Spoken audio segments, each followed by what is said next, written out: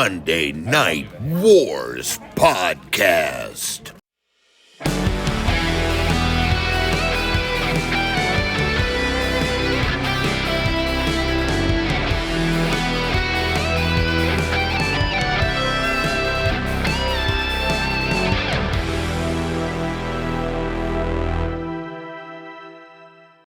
If they make it through this. Hello and welcome to another edition of the Monday Night derail Wars. this argument. I don't care that your neighbor tried to have a heart attack on you and you had to record later.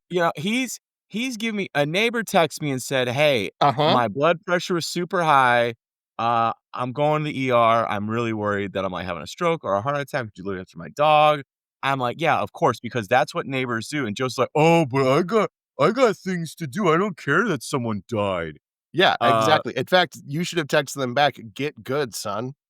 Wow. Anyways, since you're apparently on a time crunch, this podcast has started. Welcome. November 10th, 1997, Mid-South Coliseum, Memphis, Tennessee, Monday Night Nitro. We got Tony, we got Larry, we got Mike Tenay, and we got the New World Order because everyone is talking about Bret Hart. Joseph, tell me about it. Yeah, no. So, I will give this one a positive. It's not horrible. I actually kind of dug this one. I actually thought we're very NWO'd out at this point, but I'm going to give them some props on this. The NWO come out in full force. I'm so glad, by the way, that we don't have any Macho promos to record today because I've got my window open over here so my cat Mookie can enjoy the nice, beautiful day it is outside. And I think me screaming Macho impressions would be very frightful for the neighbors. Anyways. Could get the whole neighborhood listen to the pod, bro. You got to think about these things. They might text me and say, "Are you having a heart attack right now? Do you need us to check on your dogs?" And I'll be like, "No, because I got good, son." Anyways, the NWO come out in full force with Canadian flags, teasing Bret Hart not only joining WCW, but even the NWO. Bischoff says they have two special announcements today. The first is the return of Kevin Nash. Kevin Nash comes out and says, "Today, yay, I feel like the luckiest man in the world." And that's exactly how he says that, to be clear. This is technically a reference to Lou Gehrig's farewell speech in 1939. However, the joke he's making is actually a reference to Bill Pullman's character in the phenomenal romantic comedy Sleepless in Seattle. Kevin Nash thought he could slide that past me. You cannot. Anyways. It's layered. Kevin Nash calls out the Giant and says he will see him in the World War III match, which he won't. He kind of will, but he won't in the conventional sense. But we'll get there. $2 a month. Subscribe to the Patreon. Bischoff says their next big announcement is that he gets to spend a billionaire's money on the biggest, most impressive names in the sport today. And he says the newest edition of the NWO is Bret Hart. Also, the way I spelled edition in my notes is edition, like first edition, second edition, instead of addition. Yeah. That's pretty funny. Made me chuckle. They have a gift for Bret Hart, by the way. And then the NWO, they butcher "Oh, Canada." And that's pretty much how this goes. Even though that is annoying to listen to, I actually am more okay with this segment. I think this is more interesting than we've had for the NWO in recent. Honestly, in the last year, this is one of the more interesting things we've had. I kind of like them actually saying, "Hey, Bret Hart's joining us," because again, what the NWO should be is former WWF guys, so it works. Yeah. So yeah, I kind of like this, and I like them just being so up their own asses that they're just like, "We've already got him." One interesting note is Bischoff bragging about spending a billionaire's money. That's exactly what Bischoff is doing. And it's one of the reasons that WCW fails. But that's another story for another time. Anyways, I gave this a B. I actually thoroughly enjoyed this one. Whoa. I like it too. The only thing I don't like about it is that we don't see Bret Hart for like 2 months. So I don't know. I think it's kind of like, I think it's a month. Yeah, I think it's a month.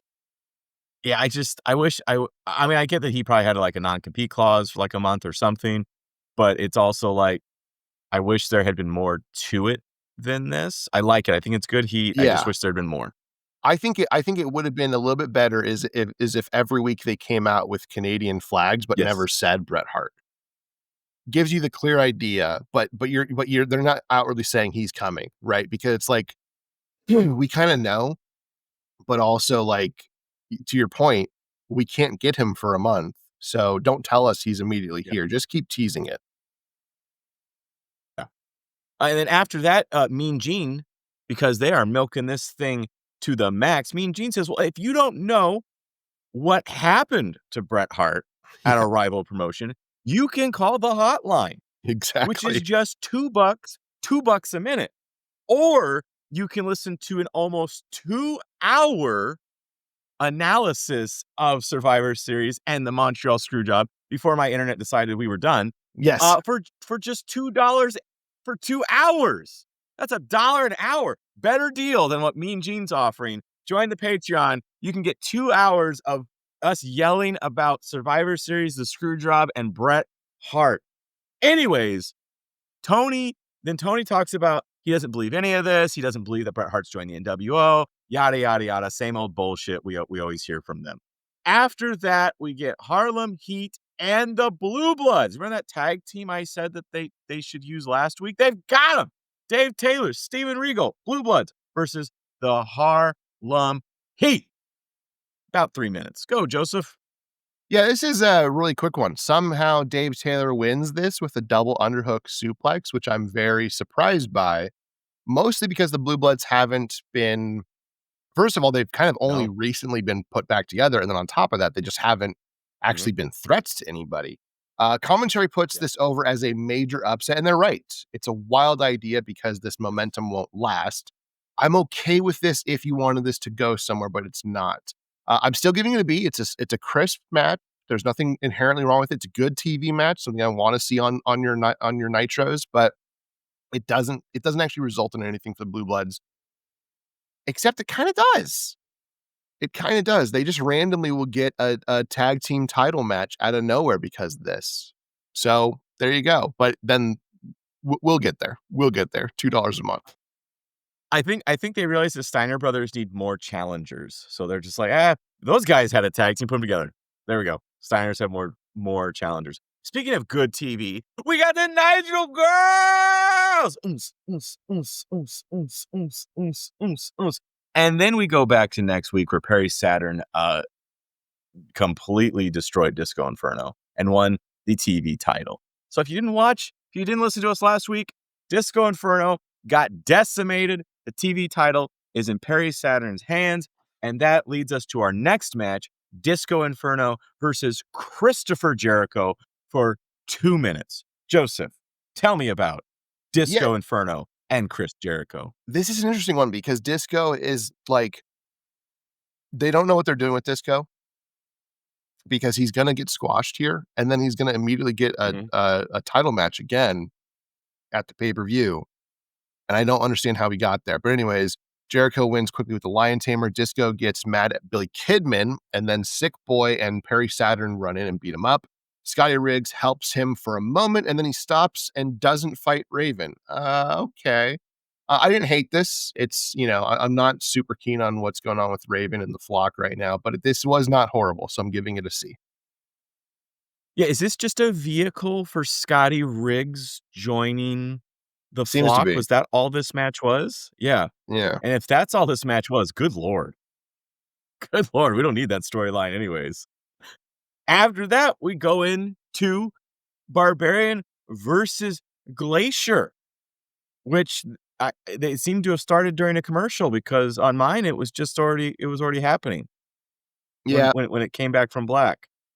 2 minutes, 30 seconds. Tell me about it, Joseph. My first note is, what? Why is this a match? And then Jimmy Hart returns. Okay, that's a big return, I guess. Not for nothing. I don't hate Jimmy Hart.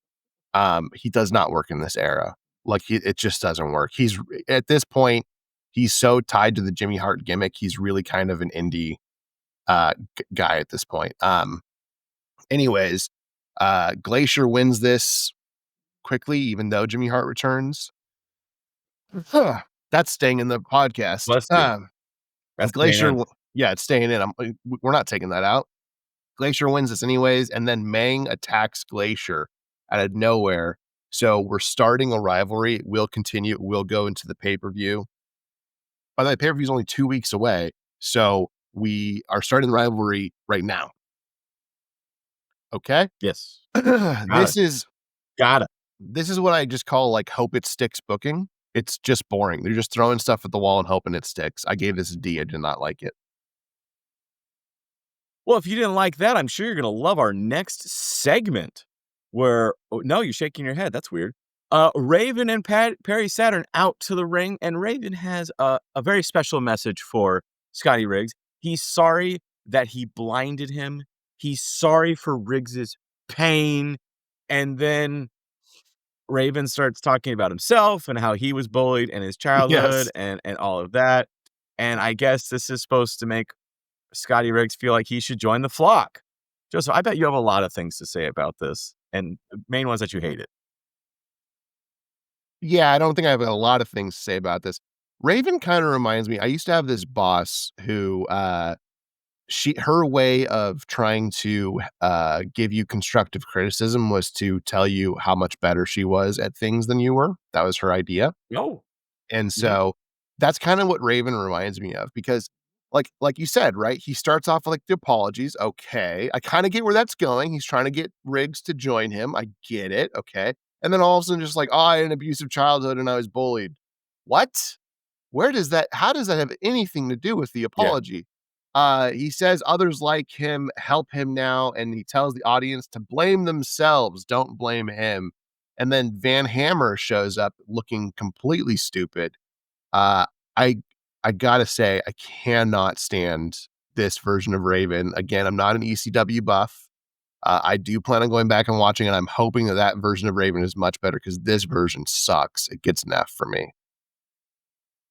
Yeah, the Van Hammer, or whatever they're calling him here, that whole thing is wild because, yeah, he comes out, he's got nipple rings, he's got makeup on, they've done up his hair like it's curly, like it's like he's got like the blowout.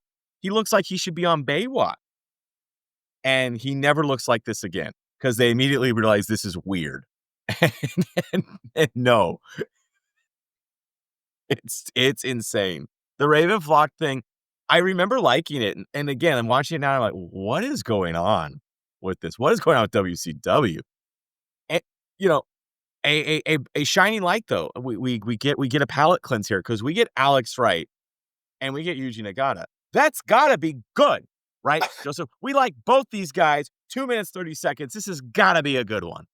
It's not a bad one, but I have no notes on it because nothing happens. Nagata just wins us with a Nagata lock. They have clearly decided that they want Alex Wright to be jobbed out at this point, and I hate that. But the match itself is fine. It's just very quick. So I gave this a C. It's not good. It's not bad. It's right down the middle. Yeah, and this is also, Deborah's also there, I guess I should mention, and they don't know what to do with, clearly they don't know what to do with either of them. They Correct. don't know what to do with Alex Wright, and they don't know what to do with Deborah, because Deborah should go with the gold, and Alex Wright ain't the gold anymore, so she should be gone. She should be off to someone else, and it's not working. Hour number 2, Tony, Bobby, Mike, and Hollywood Hulk Hogan and Eric Bischoff start off our second hour, and they've got some information to share with us about the franchise Sting. And I know you have clearly you have thoughts, Joseph. Why don't you share them with us? Bischoff says someone snuck into their locker room and left a poster. It's of a new movie. The movie is called The Real Reason Men Commit Crimes. And this one happens to be starring Steve Borden, aka Sting. He's not the main star, he's just one of the stars of the film. So by the way, that means, Scott, that you need to watch this one too. Fair's fair. If I can find it somewhere. I'm actually Googling it right now to see if I can find it somewhere. I think you can find it on YouTube. You can already tell where this is going. It's about Hogan also being Hollywood, yada, yada, yada. There is no point to this. To be clear, they are trying in their way to promote the film. They are trying to promote the film because I'm sure that is part of the contract or something like that. But they also are the nWo, which is against people in this film. So they're also being nWo about it. So it's really, I can't imagine this helped this film at all. I gave this a D. It's an unnecessary segment. I don't mind cross promotion segments. I'm actually okay with them. I understand the reason for them. But this, what should be a cross promotion segment and probably shouldn't involve the nWo, is just a way for Hogan to get over again. So I don't like that. Yeah, and I will say, according to IMDb, The Real Reason Men Commit Crimes is not available anywhere, but maybe I can watch a pirate of it on YouTube, you seem to think. But I just want to note that Assault on Devil's Island has a 4.1 out of 10 rating on IMDb, and The Real Reason Men Commit Crimes is 7.6 out of 10, which really isn't bad. Not bad. Yeah. So what do you think annoys Hogan more? The fact that Sting is also making movies now, that Hogan's like someone's muscling in on Hogan's gimmick, or that he's making better movies than Hogan? That's the big question. Yes, all of it.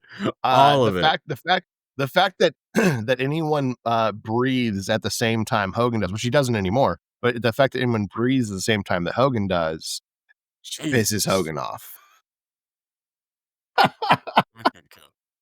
My God. Anyways, WCW World Television Champion Perry Saturn versus Chris Benoit, and it is 2 minutes. We know how this is gonna go. Actually, like, I should like this match on paper. I should like this match, even if it's a 2-minute match. I should still, because WWE matches are about 2 to 4 minutes anyway. So like that's par for the course. I should like this match. However, it gets a confusing DQ finish. So Benoit gets DQ'd in this, and it's so confusing that even commentary can't make up for it. They don't know why it's DQ. Then Benoit fights Raven's Flock, only for Fit Finlay, of all people, who is not a member of Raven's Flock, to run in and attack Benoit. This is another hope it sticks booking. We just threw everything at the wall and let's see what happens. It gets a D from me. Yeah, well, and it feels like or at least it starts to feel like all Flock matches end in a very similar way to nWo matches with a DQ finish, everyone dogpiling the other guy. Yeah, but with the added that we need Benoit in a rivalry for the pay-per-view, so Fit Finlay. Yeah. We got that going. That's the only added Which, by the way, there. doesn't happen at the pay-per-view.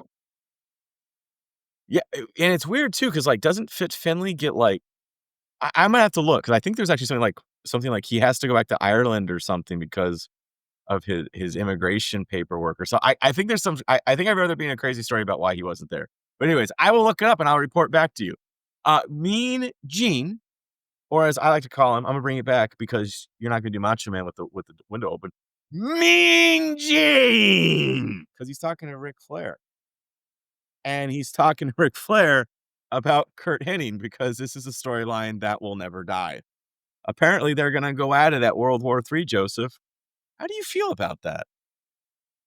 I don't like it, but I don't hate this segment. Flair makes 3 things clear. World War III, he's going to win. Kurt Hennig, yes, he's going to I think he says disable, but I don't remember exactly how he says it. Basically, he's going to cripple him, is what he's saying. And 3, Lex Luger, because he is in the way. He is number 3 in this town. What? Yep. I don't know what that means. He says he will disable Lex as well. So now he's going to cripple Lex, whose only crime is being there. Lex is dismantled. Kurt is disabled. You gotta get him right, bro. Okay. Yeah. Then he will dismantle Lex in about 20 minutes, because they have a match later on in the night. Flair tells Hennig the countdown starts tonight. We're either going to break your leg, break your arm, snap your neck, take your eyes, take your soul. But one thing's for sure, we're going to take you apart because you're part of the nWo. And then he calls out the rest of the nWo. This is a kind of what you like about Flair segment. Like, it doesn't make any sense. We don't know where we're going with any of it. I do not hate this one. I gave this one a B. I think it's actually quite enjoyable. It's also really funny because this one he doesn't turn it into a weird sexual thing and then realize he has to backtrack later because it makes him sound like he's a homosexual. And Flair clearly has a problem with that. We don't get that on this one. So it's just a standard down the line. You know what this promo makes me realize even more? This promo makes me realize even more that in the film Iron I know Claw, what it is. the guy who played Ric Flair is so bad at playing Ric Flair. It's like it is unfathomable that they thought that guy was a good choice for that role. Anyways, I gave this one a B. Yeah, I mean, you are right. After I said, "Oh no, what is your opinion?" And then immediately the gears started turning. I was like, "I know exactly what he's gonna do," and I was right. Because we talked about this fairly recently. Yeah, the Iron Claw movie, really, really good movie. Very, very sad. Very sad. Do not watch the Iron Claw movie if you don't want to cry, because you can cry a little bit. The room is going to get dusty. I'll just put it that way. The most off-putting thing, though, is the guy who plays Ric Flair. He kind of looks like Ric Flair, which maybe is what they were going for. Just like, well, close enough, right? But he has none of the gusto. He has none of the swagger. He clearly just did not watch Ric Flair at all for this role. Yeah. Or he doesn't care, because it's not Ric Flair. It's not at all. It's almost like he watched that promo that he had to commit to and then said, I'm going to do it my way. And it's like, no, that's the exact opposite of what you should be doing. Is that this should almost be a parody because you're doing Ric Flair. Some of it is filmed backstage, and I guess you could play the role. You could say, well, backstage is different, right? He's not going to be the Ric Flair you see on TV backstage. He could be more normal there, but he's doing a famous Ric Flair promo and does it nothing like the Ric Flair promo. Anyways, let's move on. Let's get to a banger match. Is this the best match of the night? Let me scroll through here. Yeah, this is the best match on WCW tonight. Yeah. Yes. We got Rey. I don't know why I had to scroll. I don't even think I should have to scroll. This is obvious. Rey Mysterio versus Eddie Guerrero for 6 minutes. Best match of the night. Tell me why, Joseph. Tell me why. This is 8,000. This is part 8,000 of 2 million, and we love it. Guerrero counters a Rana with a stun gun and then hits the frog splash for the win and is, I believe, retaining his belt. I had written here new champ, but I believe he is retaining his belt. Yes. Oh, wait, hold on. Is it new champ? I can't remember. These all blur together because Ray won at Halloween Havoc. I write it down. Ray won at Halloween Havoc. So Ray has it. Ray has it. Yes. So new Ray champ. has the cruiserweight. Yeah. And then Dean Malenko comes in and confronts Eddie as if to say, I want next. I gave this a B+ for a couple reasons. One, there is a storyline here. Ray and Eddie have had a rivalry. We know that. We get an added wrinkle storyline where Dean Malenko comes in and now he's like, hey, I'm your next competitor, which I love. We love Dean Malenko versus Eddie Guerrero. They put on great matches too. And then unfortunately, this doesn't go that way. It may later on, but my thought is like, okay, at the pay-per-view, then it's going to be Dean Malenko versus Eddie Guerrero. We don't get that at all. We get another Eddie Guerrero Rey Mysterio match at the pay-per-view, which I think we might even get one next week. So it's wild. It's a wild idea. Anyways, but I do like the initial idea in the moment of where this can go. I gave this a B+, thoroughly enjoyed everything about it. In fact, it might be my highest rated segment on the night. So I'm looking through my notes here. I believe it is. Well, on Nitro. They must. Yeah, they watched this match and just said, we got to do more of this, right? It's just, I mean, it's clear they had a story, and then the story completely went away after they saw this match and just said, this is a pay-per-view match. We got to put this on the pay-per-view. Right. And maybe every Nitro between now and then. After that, we get a Nitro party. Joseph, we get to see, I think this is our first, I'm going to say it's a debut, of our first Nitro party. It's at a frat house, and it's exactly what you would expect of a Nitro party at a frat house. It's a lot of guys and a handful of girls that look very uncomfortable. Yeah. It's great. We miss Lee Marshall. Come back, Lee. We miss you, buddy. Randy Savage versus Ray Traylor for 3 minutes and 40 seconds. Joseph, what's going on with the Macho Man? Well, he I does wasn't gonna do not. the He voice. does not And do a Ray Taylor. promo. He does not do a promo. Although he tries to. I believe he actually tries to do a promo. He tries to grab the mic and say something, but the mic's not on, so he doesn't get to do a promo. Which, thankfully, for my neighbors, they don't think I'm having a stroke. Macho wins this very easily with a diving elbow. He hits another elbow, and then he punches out the ref. Then Elizabeth spray paints Ray Trailer, and then Mach hits the elbow again. Because of this attack, the referee reverses the decision, and I didn't like this. Even though I love Macho Man Randy Savage, I did not like this. This is what has happened every week with Ray Trailer. He gets beat up, he gets spray painted, and then he's left a shell, and he doesn't want any help in this, and they do this thing over and over where the commentary goes, "Where is WCW?" Like, shut up. I hate the NWO at this point. What they are doing, they're no longer a fun faction. Anyways, got a D for me. Yeah, where's the fun in this? It would be fun to see Ray Trailer get some wins on these guys, right? Yeah. It's again what we've talked about time and time again. Someone needs to get some offense on NWO. It's boring. Mm-hmm. But the question here is, speaking of boring, can DDP get one over on Curt Hennig? NWO Curt Hennig and win the U.S. Championship, Joseph. Are we going to get an upset? Is it gonna be big? Is this going to be what we want? 7 minutes, Joseph. Tell me. I DDP. will say before I even say that, I don't think that DDP should win here. Because even though I hate the rivalry, you have set up a rivalry between Ric Flair and Curt Hennig. Curt Hennig needs to keep the title going into the pay-per-view. That should be for the title, which it is. But this is a fun match, and so they have to find a way to book around that, right? So this is a fun match. DDP almost hits the diamond cutter, but Hennig escapes it. He tries to leave, so DDP drags him back to the ring. Hennig eventually decides, well, if that didn't work, I'm just going to DQ myself. So even though I lose, I do retain the belt. So we don't get a resolution, but as I said, he's feuding with Flair. That makes perfect sense. I get why they did that. I don't think this is a great match, but I understand the booking. I'm giving this one a C. Actually, if you want to hear a match that I absolutely hate, listen to the Patreon, and you're going to find out when we go to the pay-per-view. And it does involve Curt Hennig. Well, there you go. There you go. Wow, that sounds exciting for only $2 a month. Only $2 a month. Such a deal. Yeah, there could be an interesting angle here where Curt Hennig just DQs him. Like, this becomes a thing where anytime like Curt Hennig feels like someone's getting over on him, he just walks out and DQs himself because he gets to keep the title. And that could lead to like a cage match between him and Flair. So he can't do that or something.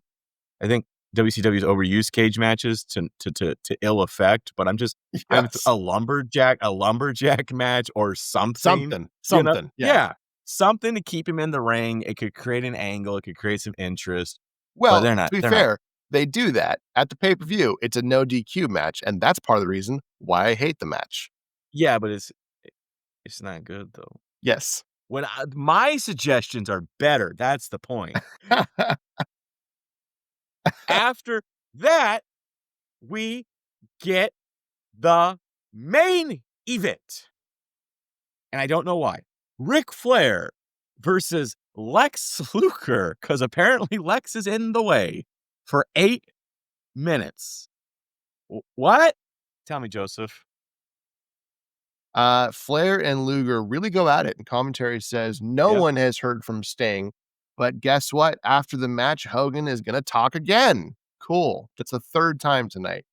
Hennig runs in, and the match gets thrown out. We get a cool spot where Luger throws Flair onto Hennig, and Flair just starts swinging at Hennig. Like, he just lands on him and just starts swinging, and it's not even worrying about Luger anymore, which I think is actually objectively great. We head to commercial. That spot alone kind of saved everything about this for me. I'm giving this a C.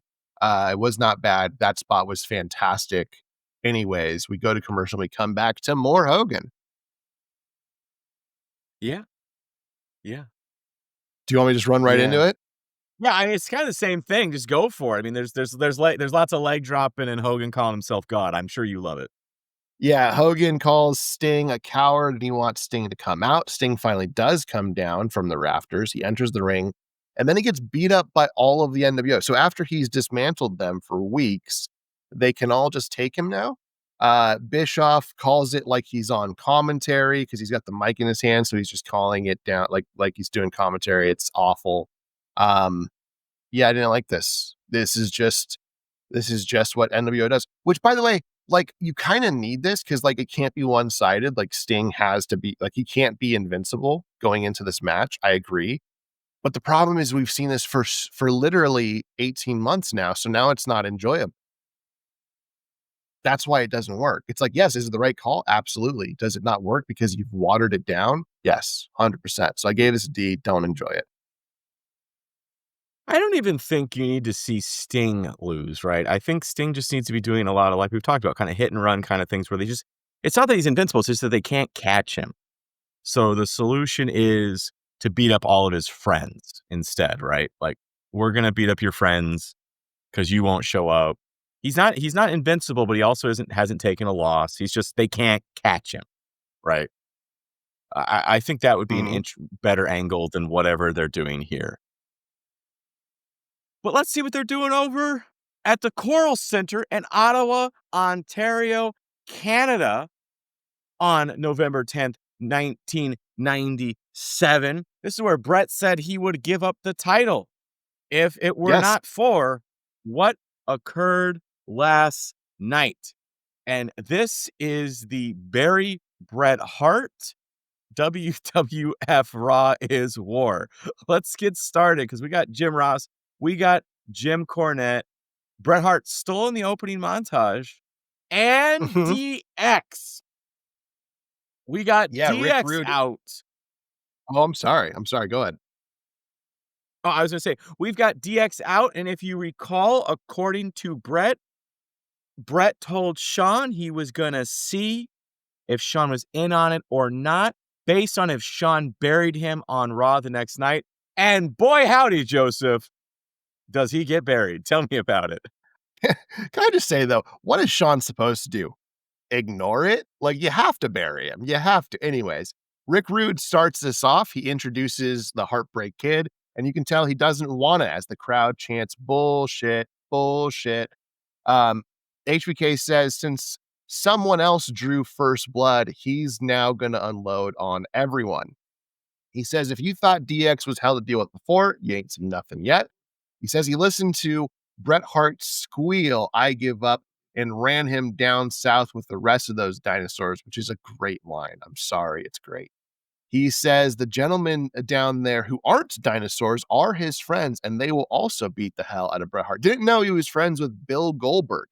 Anyways, he calls out all the big names in WCW and says he can outwill all of them because he has something they don't have, God-given pure talent. Shamrock then interrupts HBK and willingly enters the ring even though he is outmanned, which I actually really like. It works well for his character. HBK says he gave him a wrestling lesson last week. He says he will give him the mic and see if he can put a couple of words together and make a sentence, which is also a funny line. Shamrock calls the degenerates a disgrace to the human race. He calls China a man. Don't like that. Shamrock wants HBK now and says he will punch a hole through his chest. HBK mouths back, and finally, Sergeant Slaughter arrives and tells HBK he has a WWF title match scheduled against Shamrock, but not tonight. Tonight, Triple H will face Ken Shamrock. Slaughter will sit at ringside, and DX is banned from ringside. We'll see how that holds up. Anyways, I enjoyed this segment from everybody involved. It gets an A- for me. It's not perfect, but it is quite good. It's also kind of a star in the making rise for Ken Shamrock. He does really well in this, so I enjoyed it. Yeah, and you're right. It's Ken Shamrock's kind of shtick, right? He doesn't like bullies. He never backs down from a fight, and I think this showed him off really well. You know, unlike over on WCW, when Sergeant Slaughter makes a pronouncement, I actually believe it. So the fact that this could be a fair fight tonight sounds interesting to me. I'm excited, and I want to know more. I'm going to tune in. But I also want to say, to your point, how could Sean not bury Bret here, right? This is very similar to the Screwjob where He's a everyone heel. He complains has about to. it. Yeah, like, how would you book it differently? It's happened. How do you solve that? Sean's a heel. He's even if he wasn't involved, he has to act like he's involved because that's a good story. That's a good Yeah. storyline. Yeah. Yeah. After that, though, Yeah. it kind of goes downhill. To be clear, if I was gonna say real Go quickly ahead. though, if because it does go Go ahead. downhill, but I was gonna say that if Sean was a face, he could tiptoe around it. He could talk about what a Yes. great competitor Bret Hart was, how much he enjoyed working with him in the ring, how much he's gonna miss him in WWF. You can do all that stuff, and you can put over Bret on the way out. He's the heel. There is no other option. Show me one time that a heel has gone after winning the championship and not just unloaded, unless they're doing a face turn, unloaded on the person they just beat. You have to. You have to. Yeah. Anyways, You're right. like If you he was said, it goes was- downhill. if Sean was a face, he could blame it all on Vince McMahon, but he's Yes. not. He can't. He's got to lean into it. But you're right, Joseph. It does all go downhill from here. In fact, I would say it takes a Pearl River plunge because we've got Mark Marrow and Ahmed Johnson for 2 minutes and 30 seconds, and the jobbing of Ahmed is complete. Tell me, Joseph. Yeah. Ahmed is bad, but he does win this as the ref sees Mark Marrow give a low blow.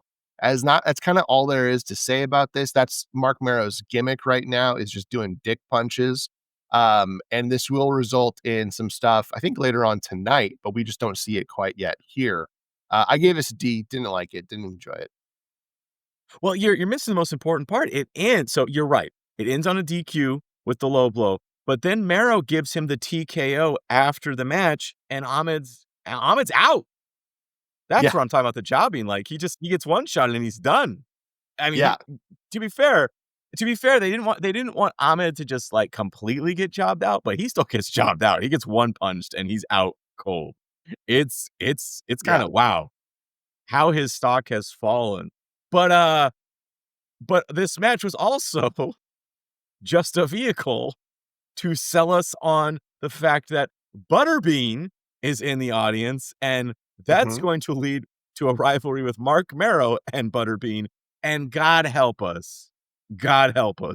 When I saw Butterbean, I was like, oh, that's coming. Yes. We're going to have to talk about that. Oh, my God. Speaking of things we're going to have to talk about, the light heavyweight title tournament.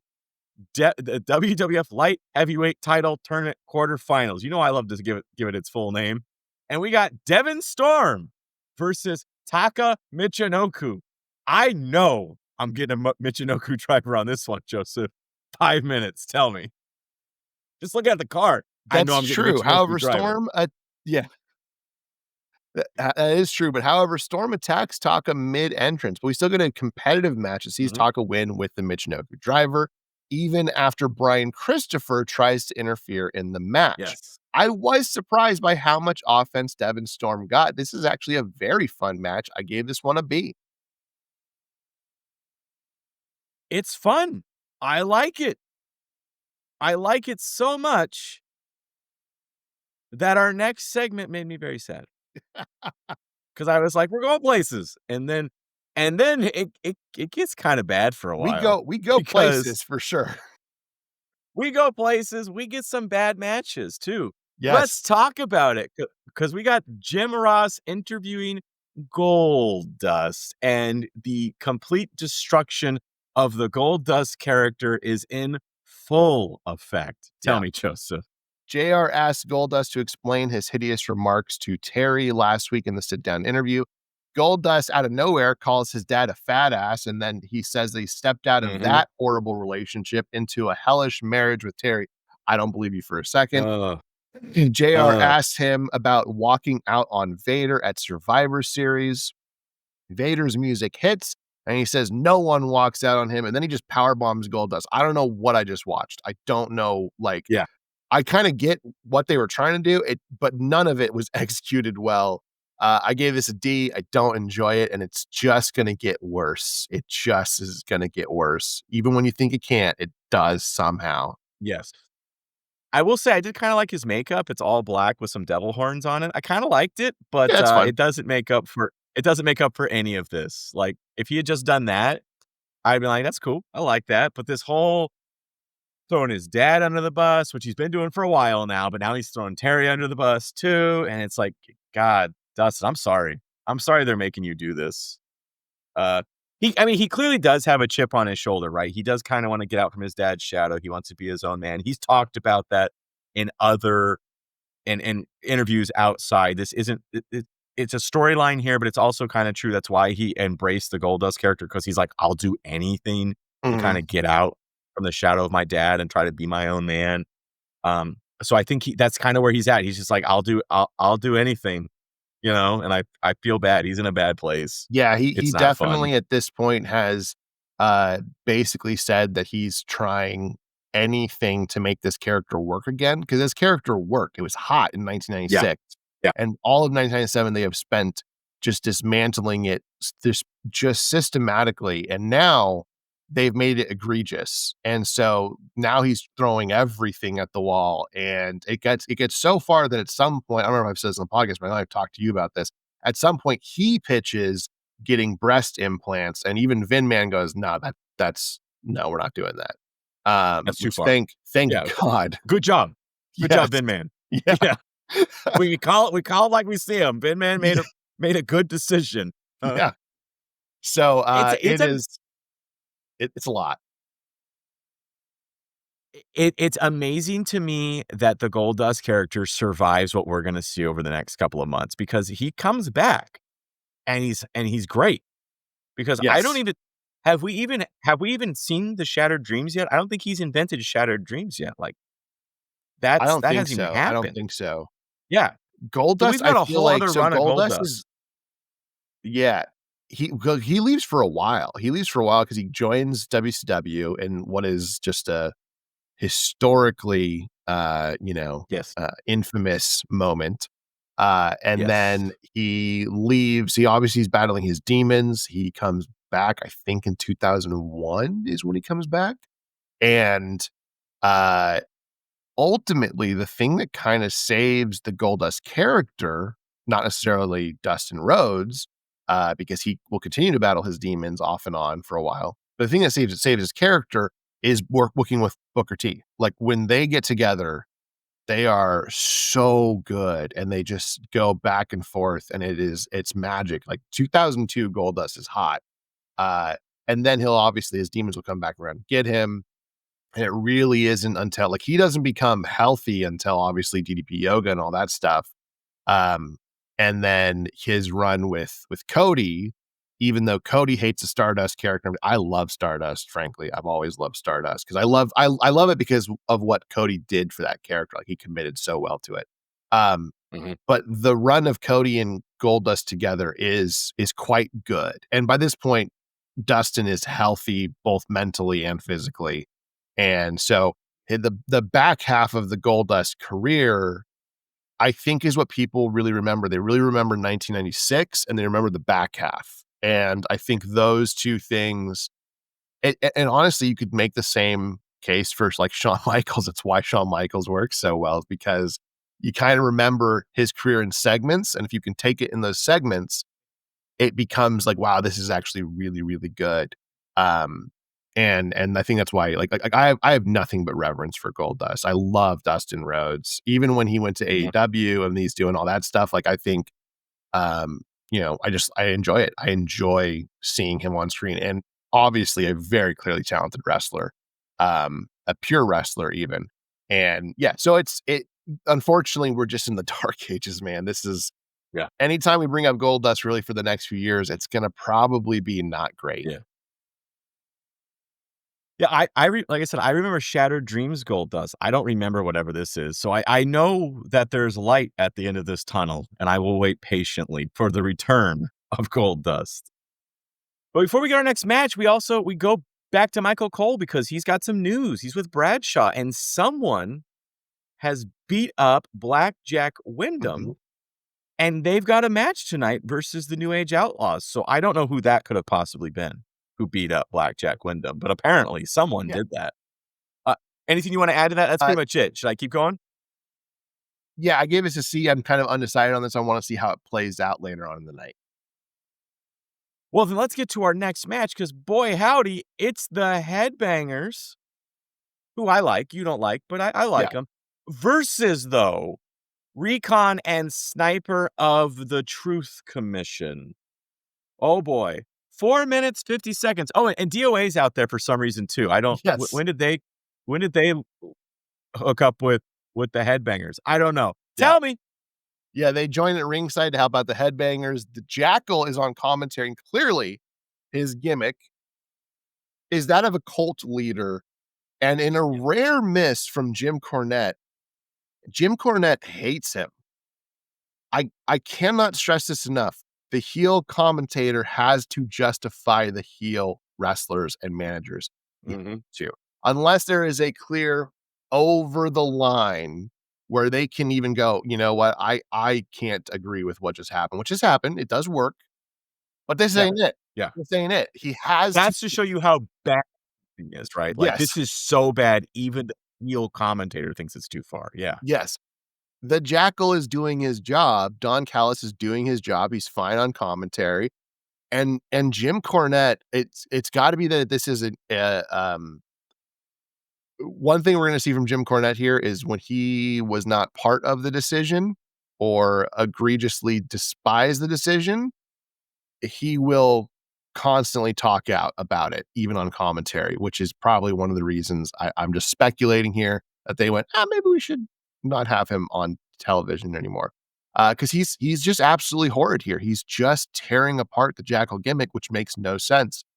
It doesn't work. Anyways, this ends up in a slugfest DQ. I don't even remember how it happens, but basically the DOA run in and they start fighting the Truth Commission. It becomes a DQ finish, and that's it. It's not good. It gave this whole thing a D. Yeah. Yeah. You know, it's funny you say that about them getting rid of Jim Cornette because he would say what he really felt about stuff on the mic. Just did that to Jesse Ventura too. So he gone. So because they didn't like the way he was ribbing their matches. If he didn't prove of the match, he made it quite clear. Well, after in that, defense of that, they just didn't renew his contract. That's all they did. They just didn't renew his contract. They just let it. Yeah, it was a 1-year deal. It's not like they fired him. They just went, all right, that. Yeah. But the scuttlebutt is, I guess there was a cage match between Drew McIntyre and someone else, and he had a lot of opinions, and they were like, and they were like, we don't. And to be fair, I got to agree with them. It became like an old man. It became like listening to an old podcaster talking about like back in my day, wrestling was this. Like that's what it became. And at a certain point, it's like, you can't have that on commentary. You just can't. So Drew went out the door instead of climbing over, and Jesse Ventura just lost his mind about, you got to climb over. You got to climb over. When you could always go through the door. I don't know. Anyways, after that, we got Los Boricuas in the ring. And JR is interviewing Steve Blackman. And I don't understand. Now, is Steve Blackman now in a rivalry with Los Boricuas? I don't know. You missed a whole segment, dude. You missed your boy. That's right, I did. Well, we re-enter the rope. I scrolled down because I'm so excited for our next match. We enter the war zone for hour number 2, and we got the Intercontinental Champion Stone Cold Steve Austin and a Michael Cole interview, which is followed by an interview with Steve Blackman and Los Boricuas. That is stupid. Joseph, why don't you just tell me about both of these since I've already set them up? Okay, I'll do it. Austin is here to bring us out of the depths of what has been a mostly bad show thus far. Michael Cole introduces him as the new WWF Intercontinental Champion, and Cole says, payback was hell. And then Austin says, I'm not really concerned about payback because what I did was go out there and prove that Stone Cold Steve Austin is back. Sat on my couch for 3 months drinking beer, walked right back in and took my Intercontinental title back. Why? Because I am the toughest SOB in the WWF and can't nobody stop me. And Cole says he is a marked man, especially with that belt. And then Austin says, why don't I paint a bullseye on your ass and kick you around the damn building, which made me laugh. Then the Nation of Domination's music hits. Instead of being the Nation of Domination, it's just Rocky Maivia. He tells the crowd to shut up and says, I don't mean to rain on your little victory parade, but I know that all the fans of the WWF around the world and here tonight felt that when Rocky Maivia was Intercontinental Champion, I was the best Intercontinental Champion there was. Steve Austin, come hell or high water, one way or another, I'm going to be wearing my Intercontinental title. And if you've got enough manhood to you to accept my challenge, then your bottom line will read, has been compliments of The Rock. This is the first time he has officially referred to himself as The Rock and in the third person. Then Austin says, you got your little challenges. You think you're big and tough. You stand up there all jacked up. I got a couple of challenges for you. I challenge you to get a decent haircut. Since you're a piece of crap, I challenge you to flush yourself down the commode. As far as you or anybody else is concerned, all you got to do is sign a damn piece of paper and I'll beat the hell out of anybody right here in the middle of the ring. So you're damn right. You got your shot. You understand what I'm saying? But you don't suck, referencing the crowd chanting Rocky sucks, because these people say you suck. You suck because Stone Cold said so, and that's the bottom line. This is the first of the Rock and Stone Cold feud ever, and we are in for a hell of a treat. They are going to, obviously, for the next 5 years, it's going to be great. We're going to love it every single time, mostly. This is fantastic. This is the first time that WWF said, hey, let's see what happens if we put these two together, and it gets an A from me. Rocky is not perfect. He is now The Rock. Next week, he starts referring to himself as The Rock completely. He's not perfect, but he is so damn close. And you're like, okay, we're really starting to get it. And he is the perfect foil to Steve Austin, even though he's a little bit further behind. So Steve Austin really is kind of a main event scene player right now. The Rock is not quite there, but I would argue neither is Triple H. And the two of them by the end of this year are going to start getting there. So that's really good. And it kind of goes in that order: Austin, then The Rock, then Triple H, as far as people who are ready for that spot. WWF may or may not realize this, but they are basically set up for success. Like, this promo right here sets them up to win the Monday Night Wars. This one moment. We've done it. Yes, it's great. Anyways, gave it an A. I loved it. Oh, and then you wanted me to run right into Steve Blackman. Yeah. I've already said it. I set him up. You knock him down, bro. So JR interviews Steve Blackman. JR says, offensively, he did well last night, but he asked Blackman how he did. By the way, Blackman got counted out in the Survivor Series match. So that's kind of what he's referring to. Like, offensively, you were good, but you kind of didn't really realize what was going on. Blackman starts talking to kind of explain himself, but he gets interrupted by one of the Los Boricuas, and then they start fighting, and then he just fights them all off. All of the Los Boricuas who were there, he fights all of them off, and then officials separate him. Okay, I don't hate this, because I think you do need to present Steve Blackman as like a player. You're clearly trying to. We like Steve Blackman. I'm giving this a C, but it's not perfect. It's got a lot of flaws in it. I really think you should have let Steve Blackman go for a minute and see if he can talk before he gets interrupted, but he legitimately gets interrupted immediately. So whatever. Yeah, it felt very like Hong Kong cinema, where he was like karate fighting all these guys. But they all conveniently come at you kind of one at a time, you know? Yeah. It was fun. I'm not knocking it. I enjoyed it, but I agree. I think we need to give Steve a little mic time just to kind of see how he works and that sort of thing. But overall, I don't get why he's feuding with Los Boricuas, but whatever. He needs a feud. He's got one. After that, though, we get it's a bunkhouse brawl. That's how we market it. Road Dogg Jesse James and the badass Billy Gunn versus Blackjack Bradshaw, who's all alone because Blackjack Wyndham has been attacked. We don't know by who. And we're told this is a bunkhouse brawl for 1 minute and 41 seconds. Good Lord. Yeah. Cole announces that Wyndham has suffered a rib injury, and so he's not going to be available tonight. He asks, how can they accept a match? Yeah, he's asking Road Dogg and Billy Gunn, how can they accept a match when it'll be 2-on-1? And Road Dogg says, that's a stupid question, but par for the course. Blackjack Wyndham was in the wrong place at the wrong time, but Blackjack Bradshaw is higher than a Georgia pine and twice as stupid because you're going against me and Mr. Mr. A double crooked letter and all these weapons. As a matter of fact, he grabs the mic from Michael Cole. Let's get these things started. And he walks out and he does, of course, their entrance. Bradshaw runs in and immediately throws powder in Billy Gunn's face to kind of get him out of the way. And then he just starts wailing on both men with every weapon he can.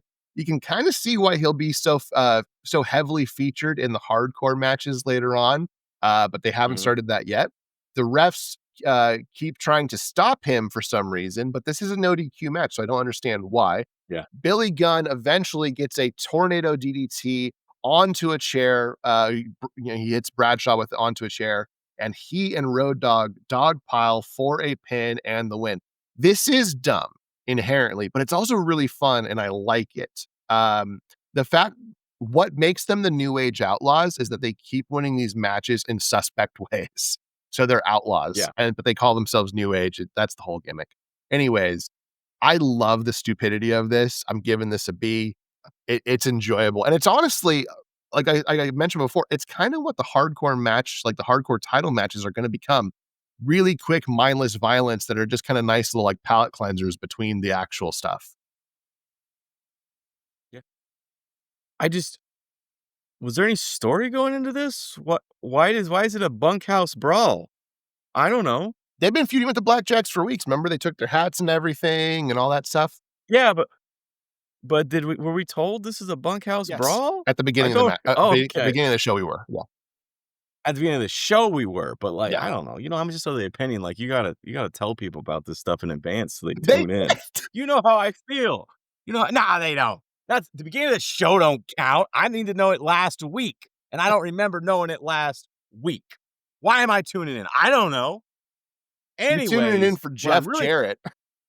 What I'm really tuning in for is Jeff Jarrett interview, which is two-thirds of them using it as a vehicle to bury Bret Hart yet again, and 1/3 a rivalry with DX or something. Tell me about this interview, Joseph. I don't think it's actually, it's not actually for them to bury Bret Hart. This is clearly recorded prior to, and there's some key notes as to how you'll know that. JR asks if he is worth what he's getting paid, and Jarrett says WWF is actually getting a bargain. He has star potential. He's never taken steroids. He's got no skeletons in his closet. He is asked, what are his goals? He says he will be a WWF champion and that he will be the greatest champion ever. Jarrett is asked how he stacks up against Bret Hart. He says he's never beaten him, but he is far better now than the last time that he faced him, and he can't wait to face him again. Then he's asked about Survivor Series. So clearly this was recorded prior to Survivor Series. He's asked, who's going to win between Shawn or Bret? Jarrett says, I'd be surprised if Shawn doesn't win. So this has been recorded prior to it. It's not a Bret Hart smear campaign. They're actually almost making it like a potential of Jeff Jarrett versus Bret Hart. Because if you remember, there was kind of the question of whether or not Bret Hart was going to take a lesser deal to stay with WWF, which of course he does not. JR then plays word association. He says Bret Hart. Jarrett says dedicated. So again, not smearing him, just giving him some props. Nation of Domination, strength in numbers. Dude Love, Mankind, Cactus Jack. And Jeff Jarrett, all he says is respect, which is pretty high praise from Jeff Jarrett. Randy Savage, hardest worker he's ever known. Legion of Doom, raw ability. Eric Bischoff, right place, right time, right wallet. Hulk Hogan. He's not wrong. No, he's not. Charisma and intelligence equals success. Shawn Michaels, phenomenal athlete. Triple H, tag along. That is insane. China. And then Jarrett has nothing. He doesn't know how to describe China. He just kind of leaves it. He's then asked about Shawn, and Jarrett says as long as he leaves him alone, they'll be fine. Because he's kind of tying into that, Shawn is being juvenile, blah, blah, blah, blah, blah. Honestly, this is fine. This is honestly like, I think they really wanted him to unload on Eric Bischoff when he said those names. They clearly wanted him to load on Eric Bischoff, Hulk Hogan, Randy Savage. He does take a dig at Eric Bischoff, but it's pretty respectful, all things considered. He actually doesn't for Hulk Hogan and Randy Savage at all. He just says the things that are positive about them. One is clearly more positive than the other. He's not saying Hulk Hogan's, a piece of crap, but he's like, look, he's successful. With Randy Savage, he's like, this guy absolutely deserves it. He's the hardest worker he's ever known. This is fine. I didn't hate this. I gave this one a B. It's not a smear campaign on Eric Bischoff like they clearly wanted it to be, but it's okay. Here's why I think I think obviously you're right. It was done before Survivor Series, but here's why I kind of feel like they ran it because it does kind of dig at Bret Hart in that they ask Jarrett if he feels underpaid. That's a question they ask him, which I thought was interesting because of the whole kind of Bret Hart contract dispute sort of thing, right? Vince said, I can't pay you what I promised. But the interesting, I don't know if Jarrett necessarily went his way because he says, of course he feels that way. Every wrestler feels that way. But maybe that was the point. I don't know. And then he talks about how he's better than Bret, thinks he could beat Bret, that sort of stuff. That's kind of why I was like, because your point, this was done before Survivor Series, so why show it after Survivor Series? What benefit is it? I guess they need an angle. Was weeks. No, they were doing this for weeks. What they're trying to do is they're trying to recreate the Mankind thing. This is now the second time they've done it. They did it with Mankind. They've done it with Dustin. They're now doing it with Jeff Jarrett. And I think there's somebody else they're going to do it with as well, where they're trying to do like hey, every week we're going to give you a little bit more of that sit down interview. And it's like, it only worked because Mick Foley. I get that. I get that. But my question is, they ask about Survivor Series, and you would think that they would run this one before Survivor Series. Like it's weird that they ran it after. Don't you remember that a few weeks ago they wanted to run the second part. Remember they ran out of time. Remember? Oh, they talked about it on the show. They were like, we're going to give you part 2 of this. And then they ran out of time. Just don't run it. Just don't run it. All I'm saying is benefits. I'm not giving it your Bret Hart smear campaign. That's all I'm saying is I don't think that was the intention. You're wrong. I'm right. They shouldn't have run it. Michael Speaking Cole, of things baby. They shouldn't have run. Michael Cole, baby, with Butterbean. Boy, howdy. And Mark Merrow and Sable get in on the action because this is a rivalry. Tell me, Joseph. Tell me. Yeah, he asks what brings Butterbean by, and then Mark Merrow's music hits, and he comes out and says, if you want to interview a real boxer, you interview me. I get it. I get the shtick. He asks, who has Butterbean ever beaten? Out of work steelworkers, truck drivers, Canadians. He tells Butterbean to not touch or look at Sable. Then he says he's the real star who can beat Butterbean in 4 rounds or less. He calls him the Pillsbury Doughboy, and calls himself Superman. Butterbean is confused, as am I, by this segment. Gave it a D. Yeah, why? Undertaker versus Kama. We got that? Yeah. Taker chokeslams Kama and clotheslines him out when the lights go out. Kane's music hits, flames erupt, and Kane comes to the ramp. Bear calls out the dead man and says it would be easy for Kane to send Taker to his eternal damnation. But that isn't what he wants. He wants Taker to suffer like he did. He says Taker must face his brother one-on-one so Kane can prove that he is superior. All of that will be on Taker's head. Taker then says he needs to shut up before he rips Paul's throat out, which I was like, Jesus. Taker tells Kane that this isn't the place. He says that the bulbous figure that stands beside you is an infectious disease who has poisoned his mind. He knows there's still some good left in Kane. Don't come to him as an enemy, but as his brother. He says he will never fight Kane. And finally, he tells Paul that he will pay for all of this. And Bearer says, then all the agony that will be caused by Kane will be your fault. It's not perfect, but I'm giving it a B+. I love the Kane Taker stuff. I'm excited to see where it keeps going. There you go. 2 minutes, 19 seconds on that one. And that takes us to our main event. Hunter Hearst Helmsley with D-Generation X versus Ken Shamrock for 9 minutes and 54 seconds. Joseph, tell me. Slaughter removes D-Generation X from ringside, and Triple H tries to run, but Shamrock stops him. Triple H looks to be losing when Rick Rude comes down in the ring and Slaughter pulls him away. Triple H punches the ref on purpose. Shamrock locks in the ankle lock, and although Triple H is tapping, there's no ref to see it. Chyna starts to slide in the ring, but Slaughter stops her too. HBK slides around all of this and hits Shamrock with the Halliburton. The match gets called off as we close the show. Get what they're doing here, but they clearly ran out of time. What ends up happening at the end of the show, and they'll go over it into the next week, is we get this shenanigans. He hits him with the Halliburton. The match gets called off. Ken Shamrock gets pissed off at Shawn Michaels and eventually ends up pinning him, and Sergeant Slaughter counts 1, 2, 3. It's not an actual match. It's not actually for anything. It's not sanctioned, but it's kind of show that, hey, Ken Shamrock can beat you, Shawn, if he wants to. I gave this a B-. They ran out of time. They couldn't do the whole shebang. It is what it is. But at least Slaughter looks like he's enforcing the law. Yes. The law! Which I like better than whatever's going on in WCW. But speaking of which, who won this week? Both shows were not the best. So who do you think wins?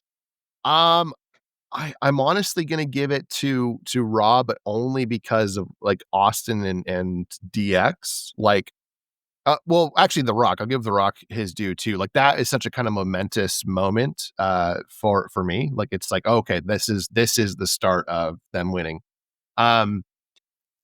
But it's close, man. Like, if you gave it to Nitro, I wouldn't even like be upset because I get it. Like neither show solidified themselves as the winner, I think, in this one.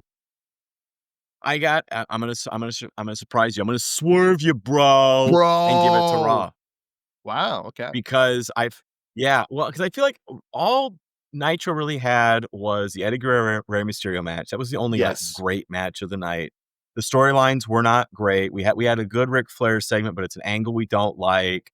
Didn't like the ending where they're leg dropping Sting. I think they're both weak, but I think Raw is less weak in that regard. The storylines are more interesting, and at the end of the day, that's what I want. Well, let us know if you agree.